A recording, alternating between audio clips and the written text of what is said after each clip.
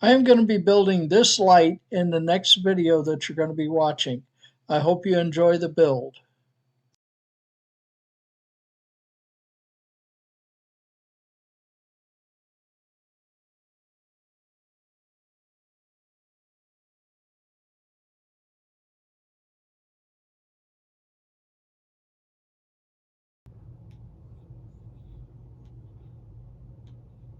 Hey everybody, Paul here again. Today I'm going to show you how to make a battery powered light for camping or emergency uses that can be charged by solar or by a household charger. Let's begin.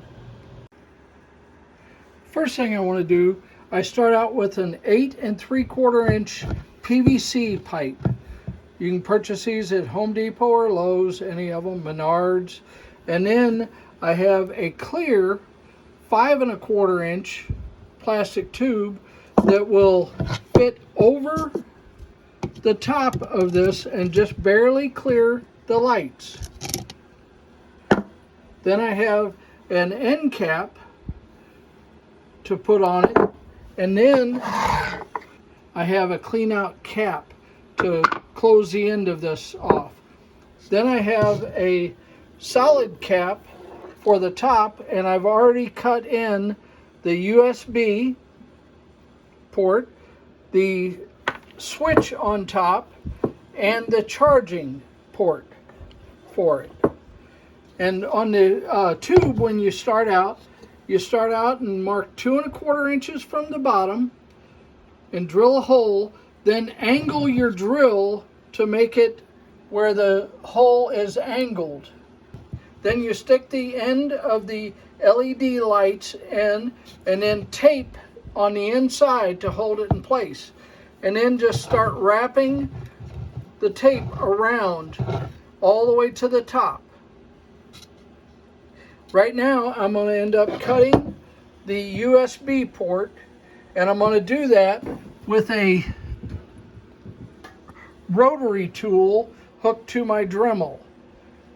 You know, this will drill in, and then you just round out to where the line is.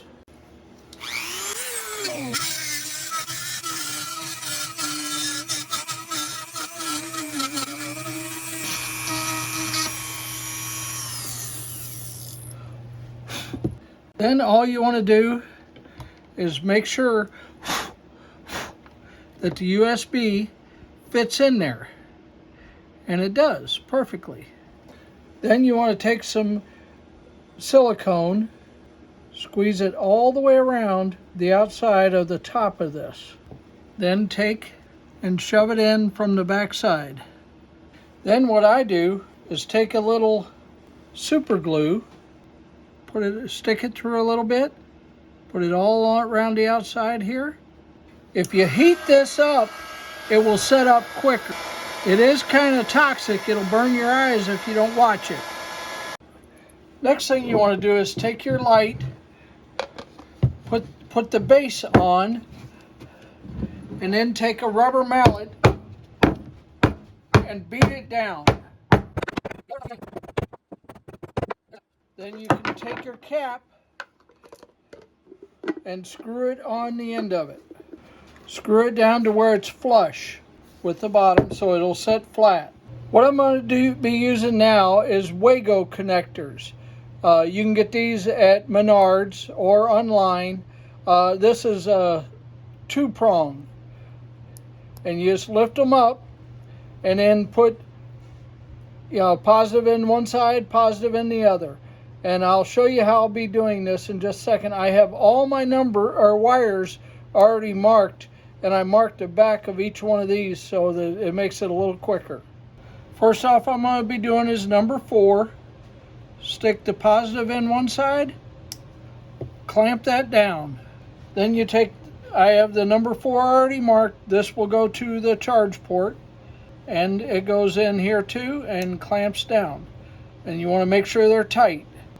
The next one I'll be doing is number 3, and number 3 here. Number 5 and number 5. Then number 1, number 2, number 6 minus, number 6 minus to the lights, number 6 plus, and number 6 plus to the outside, to the light, and number 6 to the lights. Then what I like to do is take Kapton tape and put it around each of these connections to make sure that they stay and never come open.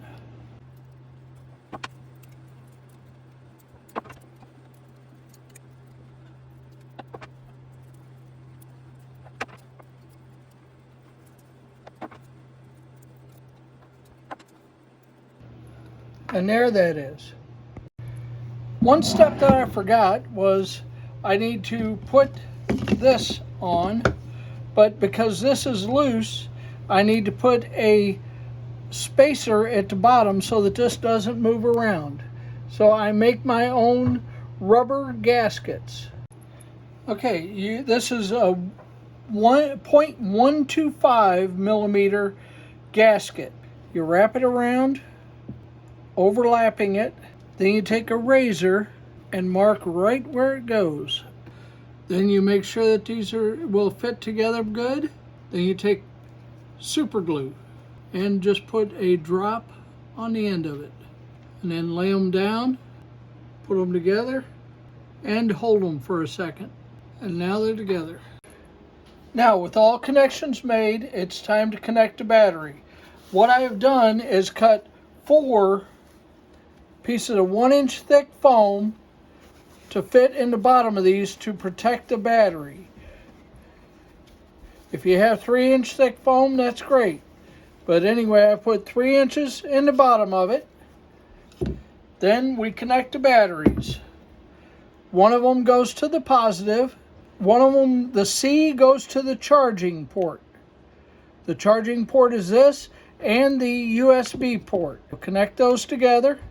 And then the other goes to the lights. Connect those together. Then what we'll do is drop the battery down in there and then insert the other piece of foam in the top of it. Then you just have to finagle all the wires inside of here. They will fit, but it makes for a tight fit so that nothing will come loose. And there you have it. Then you get your remote control, hit the light switch, and turn the lights on. Then you check the dimming. Then you check the strobe. It's got many functions.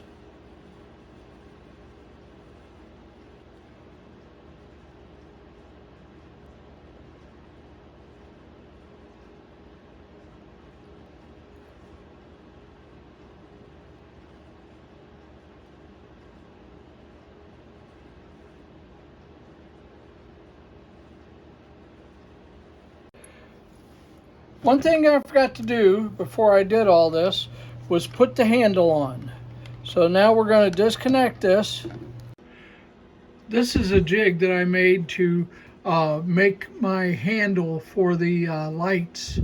I use a 1/4-inch wire, but I started here and bend it around here, go up here, bend it around, bend it around, bend it around, and then I'll end up cutting it off here the same length that it is over here. That line right there is my starting line. All right, what you want to do is start heating it, but when you do, you want to set it here and mark it where you want to bend it. And then start heating it up. Watch that black line. Before it disappears, you want to go ahead and stop because you'll melt this in two. It doesn't take that much to heat it, but it does bend fairly easy.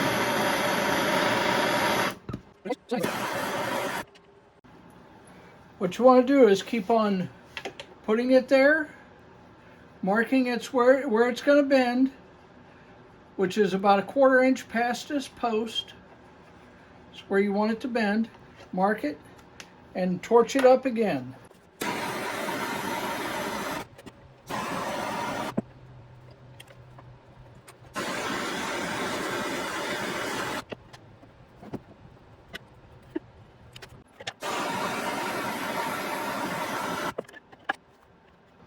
And there you have it. All you have to do now is cut this off the same length that you cut that off. What we want to do now is thread the ends of these. So you need to heat it up, because this will, if it's not heated, it has tendency to break while you're trying to thread it. You want to take it down to where it's sticking out about 1/4 inch from the top here, and then just undo it. Then you want to flip it over and do the other side. Heat it up. As you can see, this one snapped off. It's characteristics of aluminum. It happens to me all the time. I just don't like to make it out of steel because steel rusts. For the sake of this video, we're going to go ahead and use it the way it is. It will still work because it will hold in there. But I like to at least run threads through here and then put a nut on the inside. So if anything, only 1/2 may fall out. But more than likely none. It should hold up with no problem. Now what we have to do is drill holes in either side of this. I normally like to put it on the sides here, opposite these. But because of this, we can't.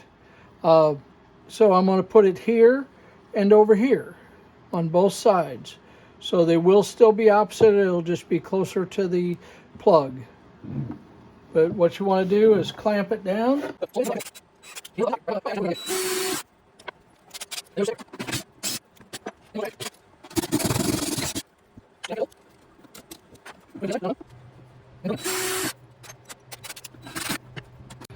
Okay, now it's time to put everything back together.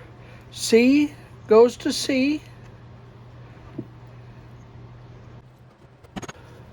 And there, everything fits tight.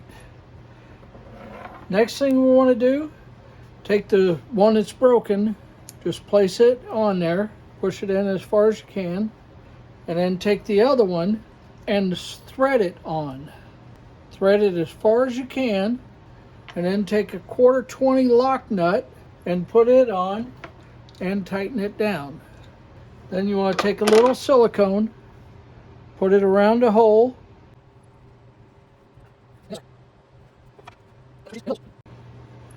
The last thing you want to do is lay it on its side and drill holes partially into the side. Don't go all the way through both pieces. Take and screw a screw in the side, about the same space, and then put your last screw in. And there you have your light. Take your remote, pull the piece out at the bottom, turn it on, and there you have it. All the functions of it.